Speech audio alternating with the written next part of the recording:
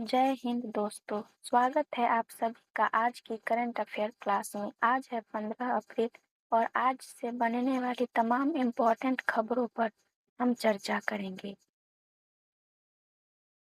जो आपकी आने वाली सभी वनडे एग्जाम्स के लिए बहुत महत्वपूर्ण होगी। चलिए शुरू करते हैं। हमारा पहला सवाल है, 15 अप्रैल 2026 को बिहार के 21वें मुख्यमंत्री के रूप में किसने शपथ ली? इसका आंसर है सम्राट चौधरी। चलिए इसका एक्सप्लेनेशन देखते हैं।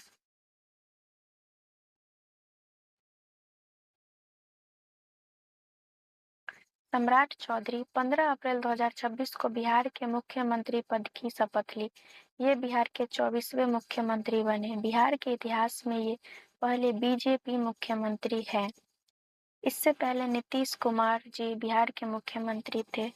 आप लोगों को बता दूं, कुल मिलाकर 8 बार ये मुख्यमंत्री रहे। लगभग 20 साल तक बिहार की राजनीति पर प्रभाव इनका रहा। भारत में सबसे ज्यादा बार मुख्यमंत्री बनने का रिकॉर्ड बिहार के नीतीश कुमार के नाम है।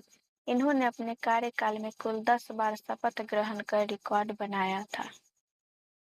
हमारा अगला सवाल है, ओपन एआई ने उन्नत साइबर सुरक्षा क्षमताओं को मजबूत करने के लिए कौन सा नया एआई मॉडल लॉन्च किया है?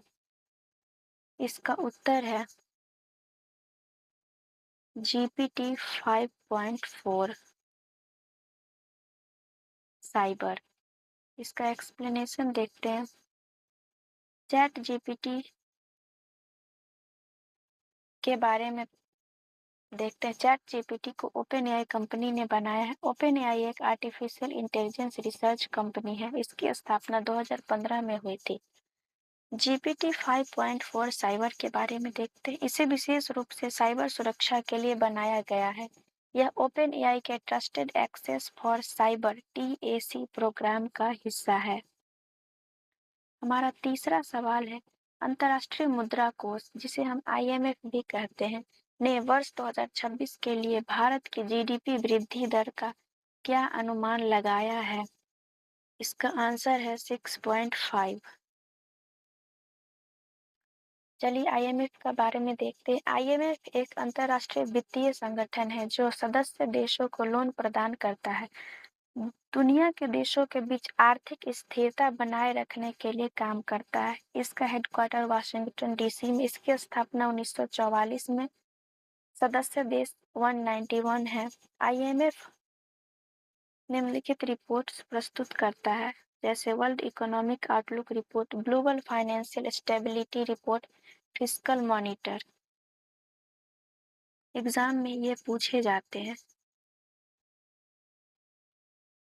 इसीलिए आप ये ध्यान में रखें। हमारा चौथा सवाल है, वैज्ञानिकों ने हाल ही में किस अपशिष्ट को पार्किंसंस रोग की दवा लेवोडोपा में बदलने के लिए बैक्टीरिया का उपयोग किया है? इसका आंसर है प्लास्टिक कचरा। दोस्तों, आपको पता होगा हमारी पृथ्वी के साथ साथ अंतरिक्ष भी प्लास्टिक कचरे से परेशान है। पार्किंसंस एक बहुत खतरनाक बीमारी है। आइए इसके बारे में थोड़ा और डीप जानते हैं। पार्किंसंस एक प्रगतिशील न्यूरोलॉजिकल विकार है जो मस्तिष्क में डोपामाइन बनाने वाली कोशिकाओं के नष्ट होने से होता है, जिससे कंपन, अकड़न और धीमी गति जैसी समस्याएं होती है।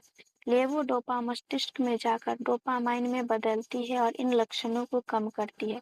भारत में राष्ट्रीय स्वास्थ्य मिशन के तहत गैर संचारी रोगों के प्रबंधन के माध्यम से इसके उपचार की सुविधा उपलब्ध है।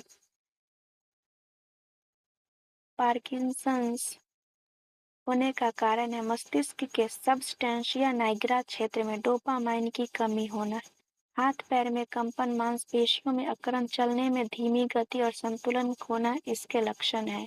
यह आमतौर पर 60 से अधिक उम्र के लोगों को प्रभावित करता है, लेकिन अब यह कम उम्र में भी देखा जा रहा है। हमारा पांचवा सवाल है, हाल ही में चीन ने बोहाई जलडमरू मध्य के आर पार कितनी लंबी अंडर सी बुलेट ट्रेन टनल बनाने की योजना की घोषणा की है? इसका आंसर है 120 किलोमीटर। भारत की पहली bullet train project Mumbai Ahmedabad high speed rail corridor Japan के सहयोग से बनाई जा रही है। हमारा छठा सवाल है, FIDE कैंडिडेट्स 2026 जीतकर विश्व शतरंज चैंपियन डी गुकेश को चुनौती देने वाला खिलाड़ी कौन बना है? इसका उत्तर है जावोखिर सिंबारोव। सातवां सवाल, प्रधानमंत्री नरेंद्र मोदी ने 15 अप्रैल 2026 को गुरु भैरवेक्य मंदिर का उद्घाटन कहाँ किया है? ये उद्घाटन इन्होंने मांड्या कर्नाटक में किया है। श्री काल भैरवेश्वर स्वामी मंदिर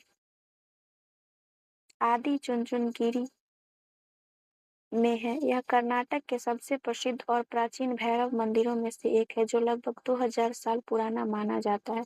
यह मंदिर एक पहाड़ी पर स्थित है, जहां पहुंचने के लिए लगभग 200 सीढ़ियां चढ़नी पड़ती है। यहाँ एक प्राकृतिक गुफा में शिवलिंग भी स्थापित है। पीएम मोदी ने कर्नाटक के मांड्या जिले के श्री क्षेत्र आदि चुनचुनगिरी में इस मंदिर का उद्घाटन किया और विकसित कर्नाटक के लिए 9 सूत्रीय एजेंडा भी पेश किया। अगला सवाल, भारत ने किस वर्ष तक कोको उत्पादन में आत्मनिर्भरता प्राप्त करने का लक्ष्य रखा है, ताकि आयात पर आत्मनिर्भरता कम की जा सके? इसका उत्तर है 2040 तक। चलिए ऑप्शन रिलेट करके देखते हैं। 2030 तक रेलवे को नेट जीरो कार्बन उत्सर्जक, साथ ही 2030 तक भारत अपनी कुल बिजली क्षमता का 50% गैर जीवाश्म ईंधन से पैदा करने का लक्ष्य लेकर चल रहा है। ऑप्शन अगला है 2047 विकसित भारत और ऊर्जा स्वतंत्र, सिकल सेल एनीमिया से मुक्ति का लक्ष्य। 2070 तक नेट जीरो का लक्ष्य है। दोस्तों मैं यहाँ भी लिख सकती हूँ, लेकिन मैं फोन पे रिकॉर्ड करती हूँ तो ये लिखना थोड़ा मुश्किल होता है। सवाल नंबर 9, हाल ही में खबरों में रहा राम वन सुलाई शहद भारत के किस केंद्र शासित प्रदेश या राज्य से संबंधित है? इसका उत्तर है जम्मू कश्मीर।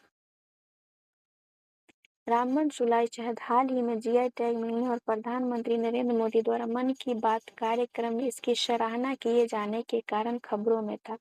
यह जम्मू कश्मीर के रामबन जिले का एक दुर्लभ औषधीय और उच्च गुणवत्ता वाला सफेद शहद है, जो अपनी अनूठी सुगंध के लिए प्रसिद्ध है।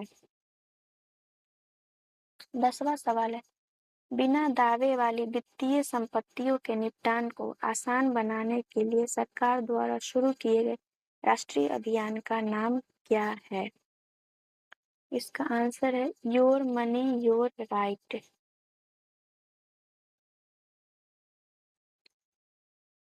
इसके बारे में थोड़ा डिटेल में देखते हैं। यह अभियान अक्टूबर 2025 में शुरू हुआ।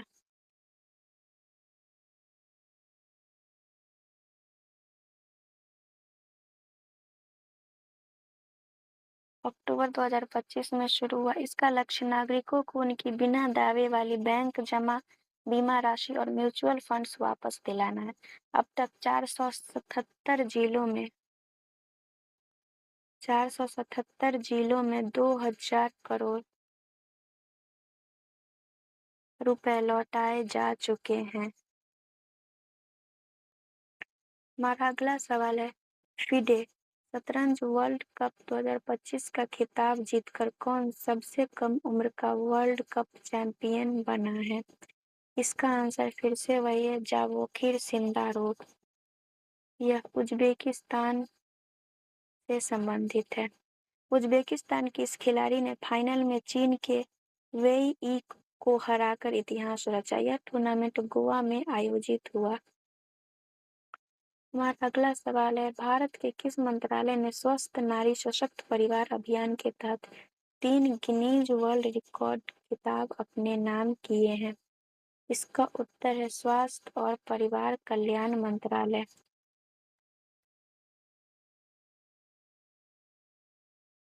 स्वास्थ्य और परिवार कल्याण मंत्रालय ने पोषण माह के दौरान ब्रेस्ट कैंसर और वाइटल साइन स्क्रीनिंग के लिए सबसे अधिक ऑनलाइन रजिस्ट्रेशन का रिकॉर्ड बनाया था। मैं यहाँ लिख देती हूँ।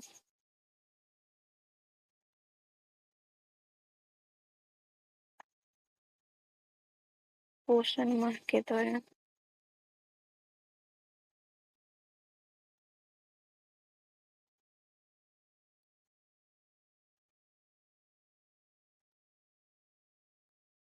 ब्रेस्ट कैंसर और वाइटल साइन स्क्रीनिंग के लिए आप कॉपी में लिख लेना। यहाँ पे लिखने में बन नहीं रहा अच्छे से। 13 में और आखिरी सवाल, status of elephants in India नामक महत्वपूर्ण रिपोर्ट हाल ही में किस संस्थान द्वारा जारी की गई है? इसका आंसर है wild life institute of India. Wild life institute of India, जिसे शॉर्ट फॉर्म में WIIB कहते हैं, इसने पहली बार DNA आधारित विधि का उपयोग करके यह रिपोर्ट जारी की है, जिसमें भारत में 22,446 हाथियों का अनुमान लगाया गया है। ये तो रही हाथियों की बात। आप लोग मुझे कमेंट में बताना है कि भारत में बाघों की संख्या कितनी है।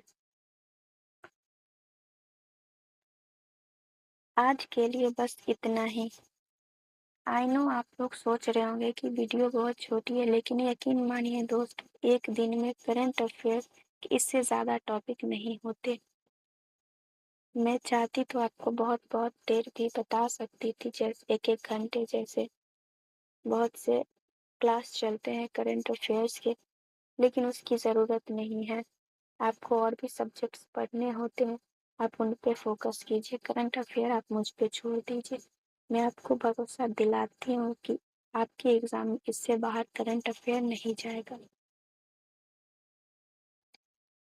चलिए आज के लिए बस इतना ही। अगर आपको इन प्रश्नों की PDF चाहिए तो कमेंट्स में बताएं। वीडियो पसंद आई हो तो लाइक करें और अपने दोस्तों के साथ शेयर करें। मिलते हैं कल की क्लास में, तब तक पढ़ते रहिए। जय हिंद।